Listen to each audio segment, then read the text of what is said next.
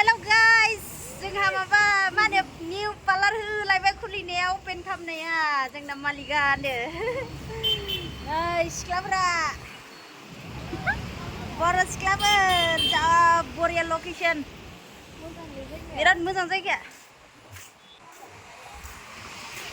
बरिया बार नांखायोनो गोजौआवबो आपेल फिथाइ जानोबा हनै आपेल फिथाइ मोनजागोन बेयाव गाहायाव लायबानो रेस्टुरेन्टबो दङ नै खाथियावनो हा मा दङ वा केएफसि जानोबाबो नै मास्टारा जोंना होनोसै एबार ने इयाव बिजि जाबाय इयाव बिजि जाबाय इयाव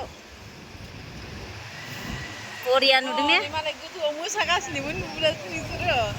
गोजौनाव मोसादों रिल्स बानायदों सेंग्राफोर गथ' फिसाखौ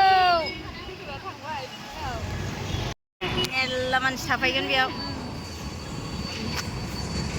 बरिया लकेसन भारत पेट्रलियाम ओइ नैयावनो दङ ओइयावनो दङमोन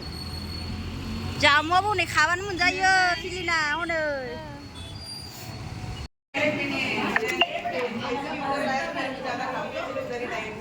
एवरीबॉडी आप लोग उसी में करेंगे देख लिए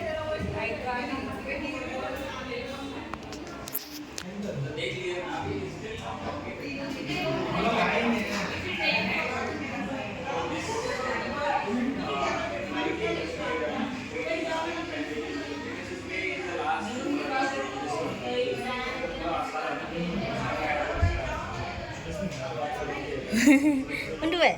आयो उन्दुबाय दुस्थ' खालामबाय थाबायना मेंबाय बियो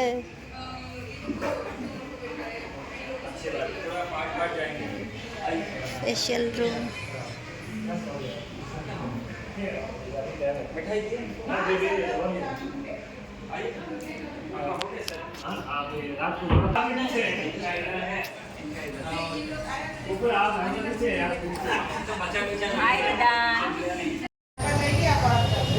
So dayo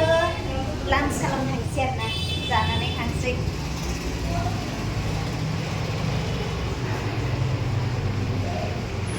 wow ready kah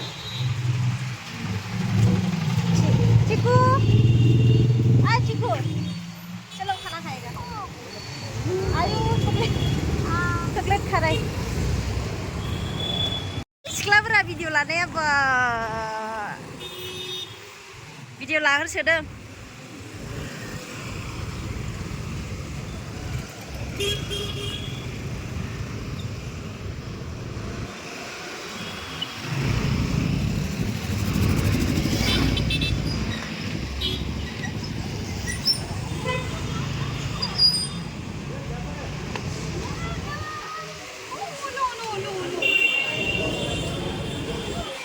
Nimbai नुहुरो आरो बरियानो साइज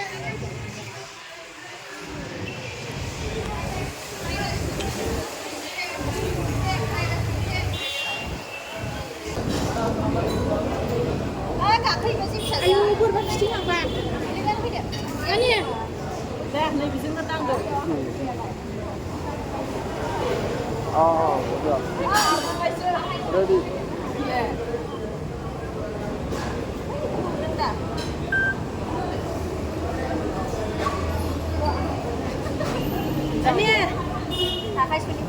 So guys, finally जोङो जाबाय ओपनिं खालामबाय दायो थांफिनसै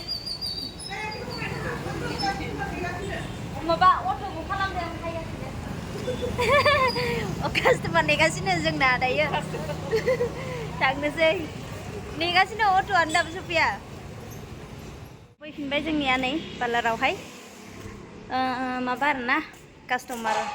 नेगासिनोमोन हेयारकाटनि नेबाय दंमोन ओंखायनो जानला मोनला जल्दि फैलाबायबाय फैफिननांबाय आरोना सोरबा लोगोफोर नोंथांमोना मारै मोनदों नुनानै कमेन्टआव खोन्थाहरदो दे